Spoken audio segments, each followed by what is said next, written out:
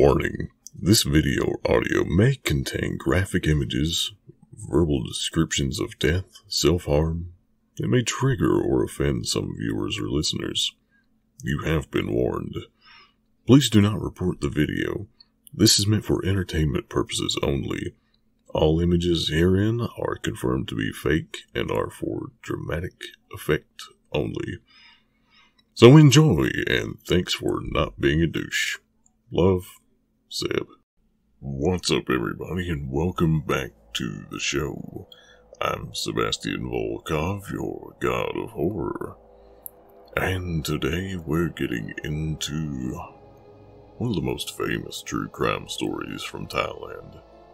Thailand's first serial killer, Boonpeng or Boonpeng, the Iron Chest.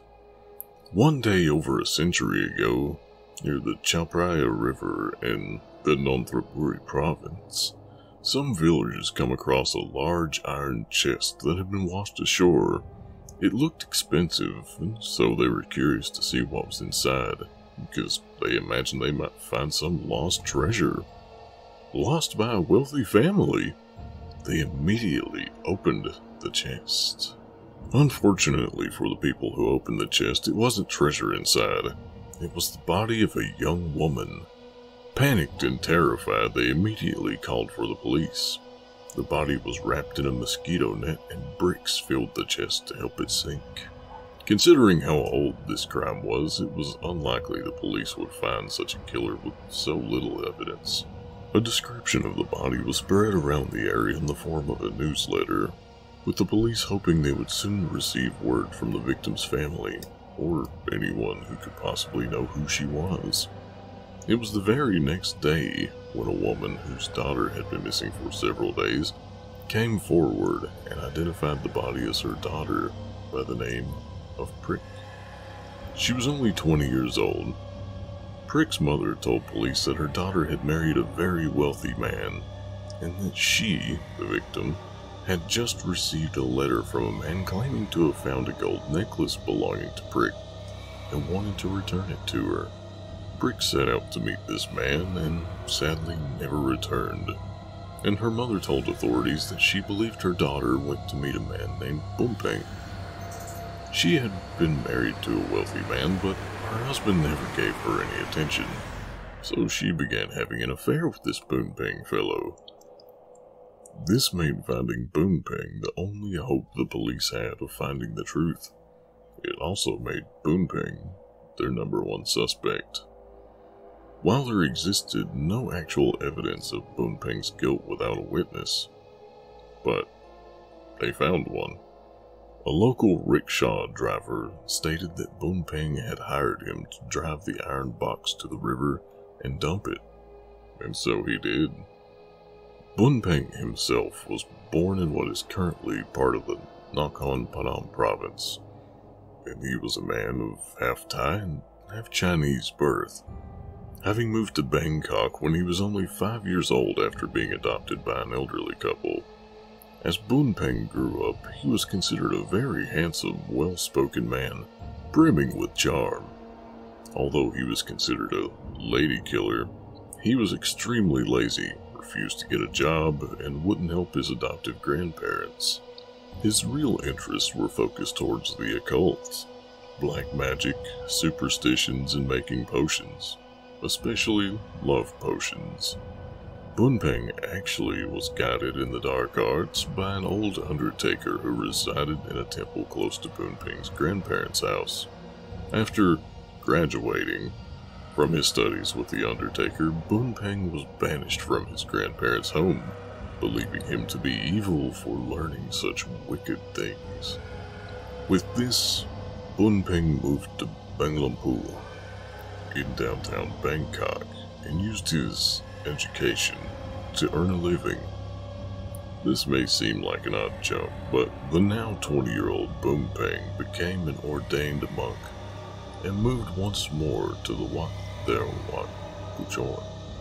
He was a very successful monk, attracting people with his dashing looks and black magic. Boonpeng was very popular. mostly with women who would come to him asking for love spells and the like. His home inside of the temple was always receiving guests, other monks, and many women during the nighttime hours. He was so well respected that Boonpeng was actually allowed to make money through his magic and potion crafting in the temple. Some believe he actually had an intimate time with his lady patrons as part of his rituals, and physical intimacy is one of the biggest taboo acts as a monk, and his shenanigans wouldn't last for long. The rituals were eventually discovered by the abbot of the temple, and so Boonpeng was expelled, and he moved back to downtown Bangkok. Approaching the Wat Suthrat temple to continue his works as a monk, Boonpeng was met with distrust at such a reputable and upstanding temple. The abbot of the new temple knew of Boonpeng's misdeeds at his former temple, but using his charm, Boonpeng convinced the abbot by promising that he would stop and be a proper monk for the temple as long as he was allowed to remain. Almost immediately, Boonpeng fell into old habits, but this time, he was escalating. Boonpeng was not only having relations with the ladies, practicing black magic, making love potions, but he also opened a casino in the monk's living area. This is when Boonpeng met Prick, our unfortunate victim in the iron box.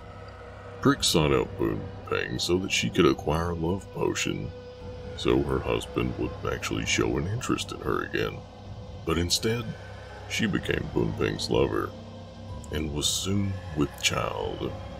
Prick wanted Boonpeng to take responsibility, but to her surprise, she was told he had already arranged to marry another woman, and wanted nothing to do with Prick and their unborn child. Soon, the abbot discovered Boonpeng's transgressions, and had him removed from monkhood entirely.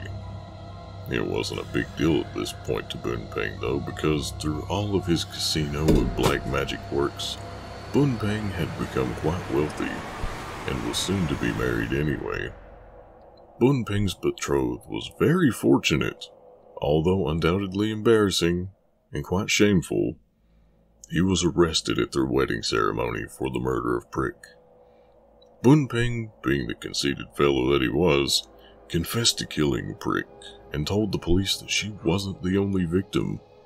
Boonpeng named a jewelry merchant as another of his victims, stating that he murdered the merchant by the name of Nylam because of a conflict between the two.